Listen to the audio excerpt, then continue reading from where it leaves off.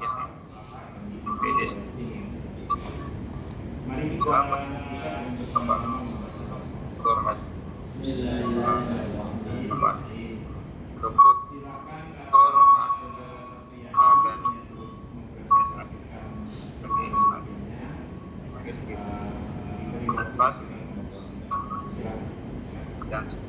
Bismillahirrahmanirrahim. Assalamualaikum warahmatullahi wabarakatuh. Belum ya? Belum Pak. Bismillahirrahmanirrahim. Assalamualaikum warahmatullahi wabarakatuh. Masuk Pak? Alhamdulillahi rabbil alamin. Wa bihi nasta'in ala umurid dunya waddin. Assalatu wassalamu ala sayyidina Muhammadin wa ala alihi wa ashabihi ajma'in. Amma ba'd. Rabbi israh li sadri wa yassir li amri wahlul 'uqdatam min lisani yafqahu qawli. Yang saya hormati Ketua Sidang, yang saya hormati para penguji yang telah berhadir pada hari yang berbahagia ini, dan penguji eksternal guru saya Profesor Dr.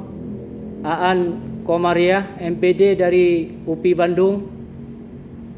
Baiklah, untuk mempersingkat waktu, saya akan mempresentasikan disertasi saya dengan judul Strategi Pengembangan Dosen di Universitas Islam Negeri Araniri, Banda Aceh. Yang menjadi subfokus penelitian saya yang pertama adalah menganalisis, mengidentifikasi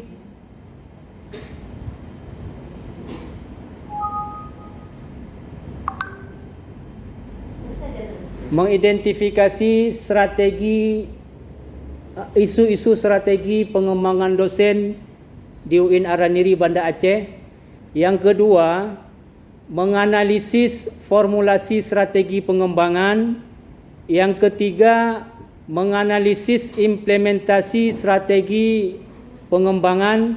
Sedangkan yang terakhir, mengevaluasi program strategi pengembangan dosen di UIN Araniri Banda Aceh.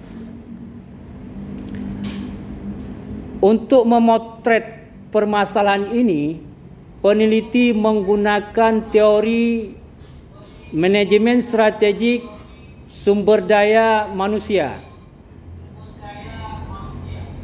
Next, Pak. Adapun metodologi yang saya gunakan di sini adalah kualitatif deskriptif.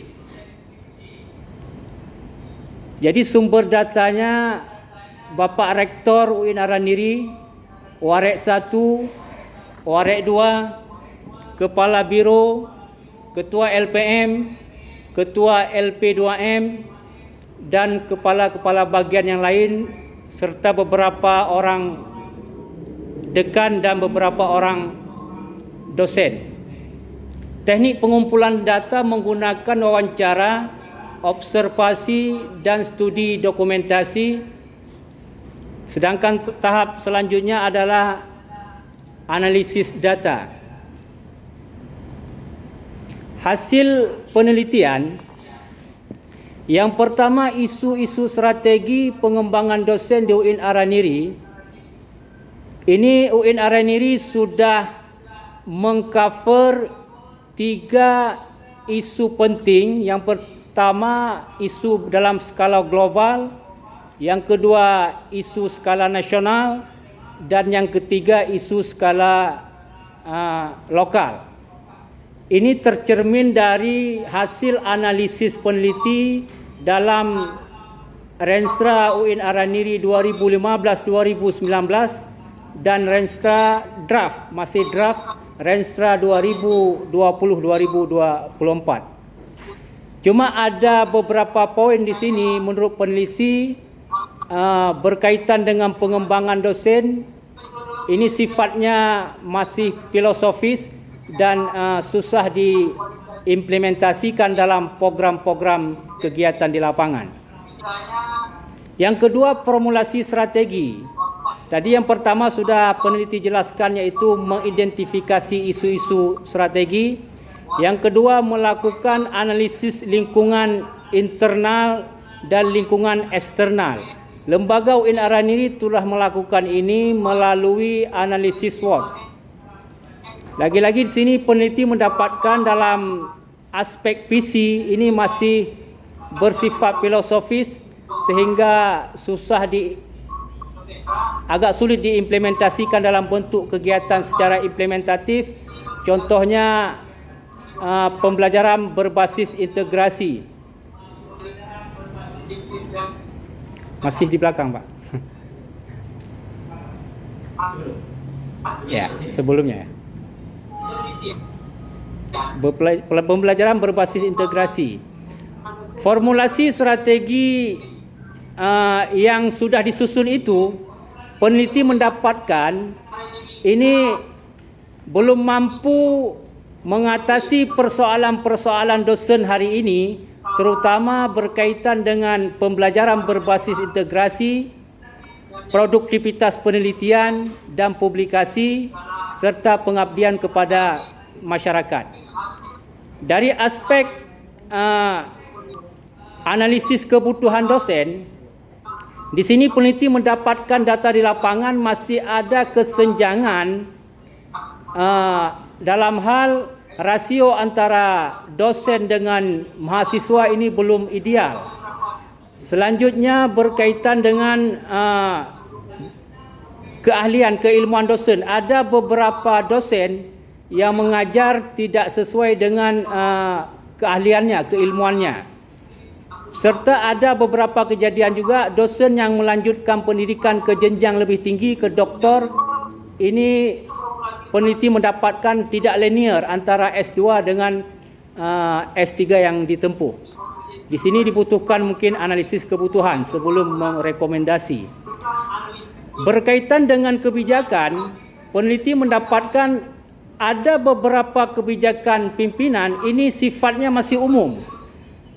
Karena sifatnya masih umum sehingga hal-hal yang berkaitan dengan persoalan-persoalan yang sudah peneliti sebutkan tadi belum bisa diatasi secara spesifik. Next.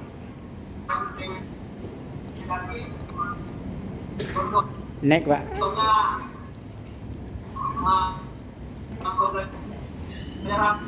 Next. Okey. Dari aspek implementasi strategi pengembangan, peneliti melihat 3 program saja di sini yang peneliti lihat. Yang pertama, program tugas belajar dan izin belajar. Hari ini dosen yang menempuh tugas belajar 16 orang, sedangkan yang izin belajar 24 orang secara keseluruhan. Dosen yang mengambil izin belajar 13 orang S3 PAI, 5 orang FIK modern, 1 orang manajemen umum dan 3 orang matematika dan ilmu pengetahuan alam serta 2 orang dosen ilmu umum lainnya. Kalau dilihat kondisi UIN hari ini, dosen yang sudah berkualifikasi S3 doktor 128 orang. Dari 128 orang itu, 25 orang itu keahliannya pendidikan agama Islam. S3 pendidikan agama Islam. Ditambah lagi dengan yang lagi kuliah ini, izin belajar 13 orang lagi. Peneliti lihat di sini bahwa dosen yang melanjutkan pendidikan konsentrasi pendidikan agama Islam ini peningkatan yang luar biasa. Sedangkan kondisi UIN hari ini itu ada prodi umum, bahkan ada fakultas umum. Ini sepertinya pengembangan dosen tidak merata. Ini terlalu banyak di S3 PAI yang peneliti dapat di lapangan. Terus selanjutnya, sebagian dosen yang ingin melanjutkan pendidikan ke jenjang lebih tinggi itu lebih banyak atas kesadaran sendiri. Kurang dukungan dari lembaga. Dari implementasi pembelajaran berbasis integratis ini belum terwujud di UIN Araniri Banda Aceh. Dari aspek penelitian dan publikasi, kemampuan metodologi penelitian dosen ini belum merata. Kemampuan metodologi penelitian di antara dosen ini belum merata. Riset konferensi luar negeri ini juga masih rendah. Pendampingan dosen muda oleh dosen pakar ini juga belum maksimal. Selanjutnya, publikasi juga rendah. Meskipun beberapa tahun terakhir ini terjadi peningkatan, akan tetapi rata-rata publikasinya di jurnal lokal dan sedikit yang jurnal nasional bagus, apalagi di jurnal internasional. Satu lagi hal yang peneliti dapat di lapangan, database. Berkaitan dengan database di pusat penelitian, ini belum memiliki manajemen data yang baik. Berkaitan dengan pengabdian masyarakat, pusat pengabdian masyarakat di UIN Araniri ini belum memiliki renstra ataupun roadmap rincian sebagai pedoman dalam pelaksanaan kegiatan pengabdian masyarakat. Peneliti juga mendapatkan sebagian dosen pemahamannya masih dalam hal implementasi pengabdian kepada masyarakat ini masih bersifat konvensional. Sedangkan yang terakhir, program akselerasi guru besar. Dalam renstra UIN Araniri 2015-2019, itu UIN menargetkan pada tahun 2020 22 orang guru besar. Tapi kenyataan pada hari ini masih 15 guru besar. Naik, Pak.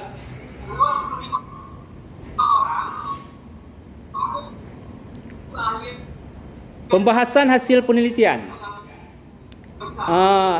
Yang pertama, isu-isu strategi pengembangan dosen, yaitu isu global, nasional dan lokal. Dalam aspek global, ini peneliti memakai teori revitalisasi manajemen perguruan tinggi, aspek globalisasi, perkembangan sains dan teknologi serta manajemen perubahan ini harus digunakan dalam memformulasi strategi pengembangan dosen UIN ke depan. Yang pertama, aspek revitalisasi manajemen perguruan tinggi, yaitu globalisasi, perkembangan sains, teknologi dan manajemen perubahan. Manajemen perubahan di sini artinya lembaga UIN secara umum dan dosen secara khusus ini tidak sekedar mampu menghadapi perubahan, akan tetapi juga bisa menjadi agen perubahan, diharapkan ke sana dalam mendesain strategi pengembangan dosen UIN Araniri ke depan. Dari aspek kebijakan pengembangan PTKN secara nasional, ini secara nasional pemerintah ingin menjadikan PTKN menjadi pusat studi Islam kelas dunia. Jadi dalam hal formulasi strategi pengembangan dosen, aspek ini, kebijakan nasional ini harus diperhatikan. Yang kedua, paradigma pengembangan keilmuan di PTKN itu bersifat berorientasi kepada integrasi. Dalam hal pengembangan dosen juga harus mengarahnya ke sana. Ini secara nasional. Dalam aspek lokal, ini pemerintah pusat telah memberikan wewenang kepada Aceh untuk menerapkan syariat Islam. Dalam hal ini, UIN Araniri harus menggunakan momentum ini agar mampu berkontribusi kepada daerah, kepada masyarakat dalam hal menerapkan syariat Islam. Artinya, pengembangan dosen ataupun lembaga harus mampu berkontribusi terhadap daerah, khususnya dalam hal penerapan syariat Islam. Jadi dalam mendesain, memformulasi strategi pengembangan, aspek-aspek ini harus diperhatikan supaya lembaga UIN tidak hanya menjadi menara gading yang tinggi tanpa memberi kontribusi kepada masyarakat di sekitar. Yang kedua, alur formulasi strategi pengembangan dosen, yaitu yang pertama tadi mengidentifikasi isu-isu strategi. Yang kedua, analisis lingkungan internal, yaitu kekuatan dan kelemahan yang dimiliki oleh dosen UIN Araniri.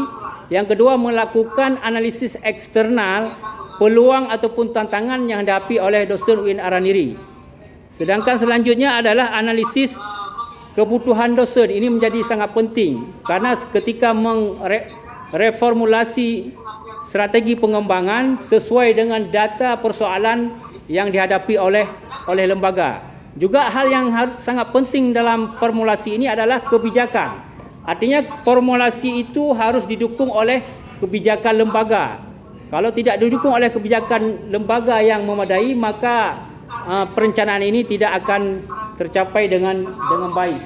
Satu lagi yang terakhir, Pak.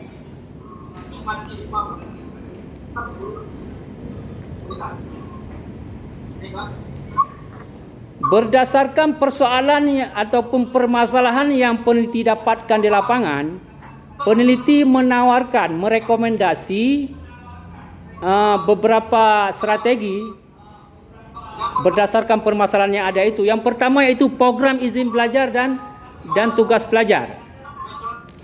Kondisi UIN hari ini, dosen yang sudah berkualifikasi doktor 128 orang, sedangkan dosen secara keseluruhan 610 orang, 10 orang dosen. Jadi yang belum doktor banyak sekali. Sehingga rekomendasi peneliti di sini perlu kebijakan dari pimpinan atau lembaga untuk proses percepatan guru besar bagi dosen yang masih magister. Caranya dengan melakukan analisis kebutuhan ketersediaan dosen di program studi agar proses pembelajaran tidak terganggu. Program akselerasi doktor ini di samping kesadaran dosen yang bersangkutan juga harus ada dukungan kebijakan dari pimpinan atau lembaga. Yang kedua, berkaitan dengan tidak terwujudnya pembelajaran berbasis integrasi. Di sini peneliti menawarkan satu strategi yaitu pembelajaran berbasis kawin silang, yaitu cross merit based development. Ini cara mengimplementasikannya yaitu melalui dukungan kebijakan dari institusi, terus program pembelajaran berbasis kawin silang. Hasil dari program ini akan menghasilkan kurikulum berbasis integrasi, silabus berbasis integrasi, RPS berbasis integrasi, materi atau modul berbasis integrasi. Juga dapat dilakukan yaitu implementasi mengajar bersama. Yang terakhir satu lagi. Berkaitan dengan rendahnya produktivitas penelitian dan publikasi di kalangan dosen. Ini peneliti juga menawarkan satu strategi yaitu strategi pengembangan berbasis pendampingan dalam hal penelitian dan publikasi. Ini cara mengimplementasikan juga harus ada kebijakan dari pimpinan. Mungkin bisa diberi wewenang kepada pusat penelitian dan publikasi dengan cara kolaborasi antara dosen junior, dosen muda dengan dosen pakar. Dosen pakar di sini berarti bukan semua dosen senior, tapi kepakaran dalam penelitian dan publikasi untuk mendampingi dosen-dosen yang junior dalam bidang penelitian dan publikasi. Peneliti yakin kalau langkah ini dilakukan juga akan bisa meningkatkan produktivitas penelitian dan publikasi. Selanjutnya, kolaborasi riset antar perguruan tinggi atau lembaga dan program seminar nasional maupun seminar internasional untuk menciptakan suasana ilmiah di kampus UIN Araniri dan meningkatkan kegairahan dosen dalam bidang penelitian dan publikasi. Berkaitan dengan pengabdian masyarakat, karena ada sebagian dosen masih pelaksanaan kegiatan pengabdian masyarakat bersifat konvensional, di sini peneliti merekomendasi strategi model program pengabdian masyarakat berbasis keilmuan. Yaitu di sini juga harus ada dukungan dari pimpinan atau lembaga untuk mengimplementasikan program ini.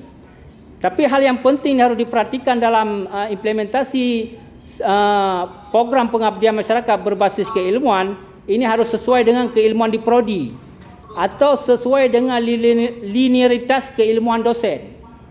Baik dalam bidang karya dosen, publikasi dosen atau pengabdian masyarakat berbasis mata kuliah inti. Jadi orientasi ini semua adalah untuk masyarakat. Yang terakhir adalah program akselerasi guru besar. Kondisi hari ini minimnya guru besar di UIN Araniri. Di sini peneliti memberi rekomendasi program akselerasi menuju guru besar menjadi program prioritas lembaga. Karena pada hari ini lembaga tidak memberikan program ini menjadi program prioritas. Jadi dengan adanya program prioritas, peneliti yakin ini akan mendapat dukungan dari lembaga yang maksimal terhadap penambahan guru besar. Yang terakhir, evaluasi program strategi pengembangan dosen di UIN Araniri untuk memastikan bahawa program-program itu berjalan dengan baik dan menghasilkan hasil yang maksimal sesuai dengan target, maka setiap kegiatan atau program itu harus dilakukan monitoring, evaluasi dan dilaporkan. Mungkin inilah yang dapat peneliti sampaikan hasil penelitian disertasi saya. Mohon maaf bila ada kekurangan dan kesalahan. Selanjutnya serahkan kepada ketua sidang. Terima kasih. Assalamualaikum warahmatullahi wabarakatuh.